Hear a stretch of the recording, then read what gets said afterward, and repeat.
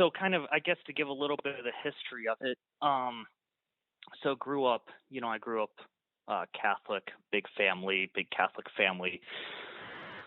Always went to Sunday mass, went to daily mass a lot of the time, everything like that. So I grew up, hearing about how God loved me and all that. That was, pretty normal to hear.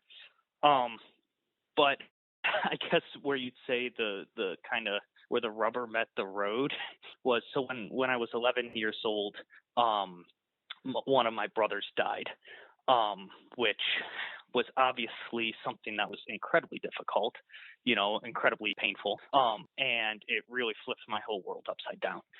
Where so much so that like I remember having talking. It was at the lunch table, and I remember just saying to my dad, um, I don't think God cares about me, so I don't see why I should care about him. And that really highlighted my view, right? Like it was very much a view. It wasn't that, oh, God doesn't exist, God's not real, but it was very much a view of, I mean, I wouldn't have said it in these words, but God doesn't love me. Like God doesn't care about me, because if he did, I wouldn't be in that pain, right? That was my view, was if God cared, he wouldn't have allowed something like this to happen. Um, and so what so what was that like? Obviously, I remember being very much a me against the world kind of attitude, feeling like I was all on my own, and feeling like no one really understood, especially because, if God's not there and God doesn't understand or God doesn't care, then, that can be I think that can be very isolating in just in just my experience, which it was. So yeah, definitely not a pleasant worldview to have, not a pleasant time. I remember thinking like, okay, the point of life was to try to enjoy whatever I could, have as much fun as I could, because overall, and this is why it was secretly a very pessimistic view, because overall, life is so painful, that you may as well take whatever enjoyment you can get. And so, the idea of like following the God's laws, caring about my faith, all that stuff, that all just went by the wayside, because it was like, okay, if something is fun, I'm doing it. If something relieves the pain, I'm doing it. If something gives me some laughs, then that's the goal in life, right? was kind of that view. Well, that lasted for a few years, but then what happened was, um, it was kind of like thinking about it a bit more. I remember thinking, okay, kind of eventually coming to a head where I realized, like, all right, um, either one of two things is true.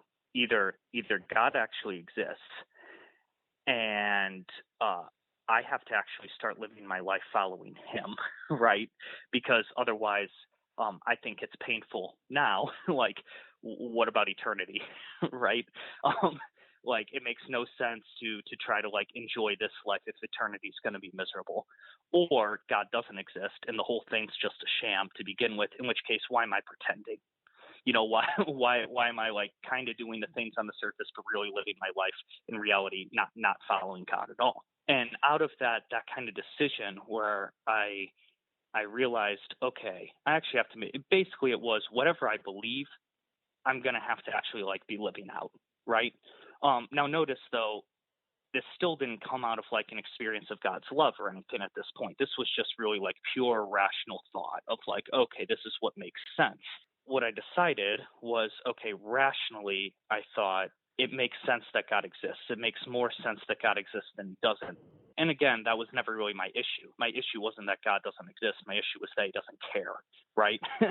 But I thought, okay, if he exists, I have to start living my life trying to follow him.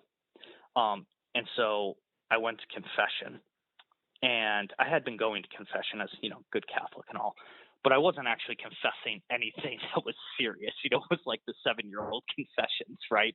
Like, okay, yeah, that stuff I've been saying for how many years, but nothing that was actually like shameful or serious or anything like that. I just left all that stuff out. I was actually going to bring to confession those areas, those serious areas where I've, turned away from God and everything. And when I did that, so I did. I remember I was about 14 years old. I was 14 years old at the time, and that was that was one of the hardest things that I ever did.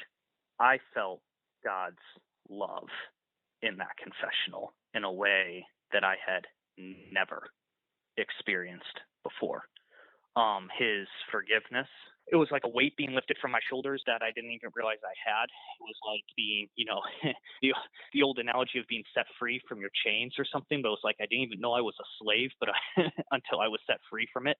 What I thought was just normal living or just kind of how I was feeling was actually like incredibly burdensome, and God freed me. And I felt His mercy, His forgiveness in a way that I didn't think was even possible, and that changed everything. Where all of a sudden it was, this whole like rational concept in my head of like, oh well, I got to follow Him because it's the rational thing to do. It was like that almost. I wouldn't say it went by the wayside, but it became like not even the most important thing, because God loves me, right? And experiencing His love as mercy that was completely undeserved, and yet freely given. And I wouldn't say that that didn't like solve all my other issues or my other pain or anything like that that I was in, but why it was so powerful was it became okay. I still my brother's death was still obviously very painful for me, um, but I knew God cared. Whatever had happened, like it didn't happen because God didn't care, and I knew that because I experienced how much He cared. So yeah, that changed my whole outlook on life. That changed, yeah, changed everything. There's some verse in the book of Revelation which talks about being they'll be known as sons of God. That phrase was something that I remember reading right at that time period in my life, and it's always stuck with me. And I think being a son, it's because it gets so strongly at what that love actually is.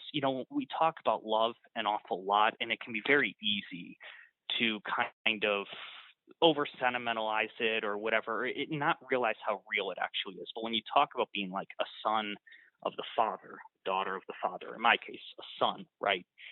That's a relationship, that's a bond there, and it's a relationship where God doesn't just take care of you like a boss, like an employer, or anything like that.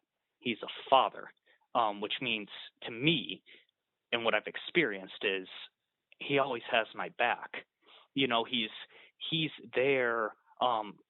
Yes, He's not going to put up with my crap, in a sense, like a good dad, right? He'll call me out on it, but He's not there to condemn. He's not there to boot me out. He's not there to say I don't measure up.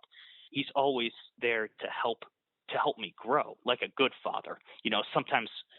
Sometimes maybe the analogy doesn't work so well for some of us because we didn't experience, a good what it's like to have a good father. But he's a good father, almost like a coach, right? He's there to help me be better and be happier and be stronger and be more like Him. I think that's part of the relationship too. Well, being a son of the Father, sons want to imitate their dad. They want to be like their dad, and that's not just we have that desire to imitate God or want to be like Him. That's how He set it up. He wants us to want to imitate Him. He wants us to be like out there in the field with Him, showing us how to fix the car or whatever, which is great, and that's part of the relationship.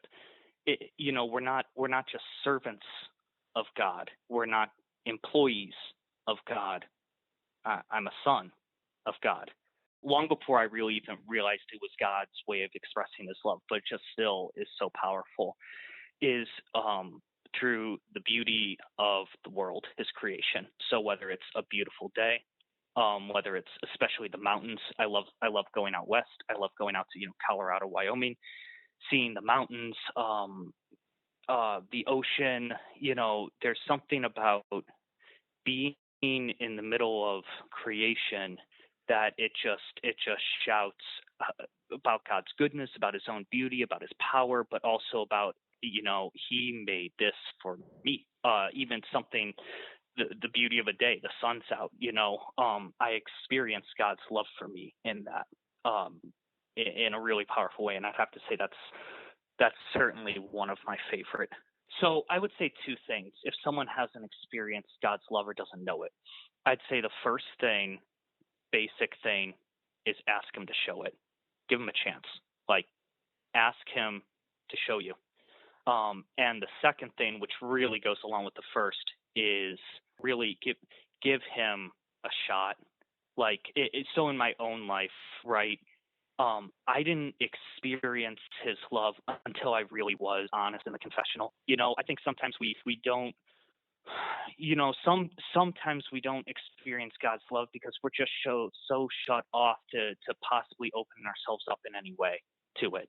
And it's like we kind of want God to hit us over the head with a 2x4, but we're kind of shielding it the whole time. And so I would say asking Him to show it, but then also maybe looking at your own life and seeing, okay, being honest. And I'm just speaking out of my own experience.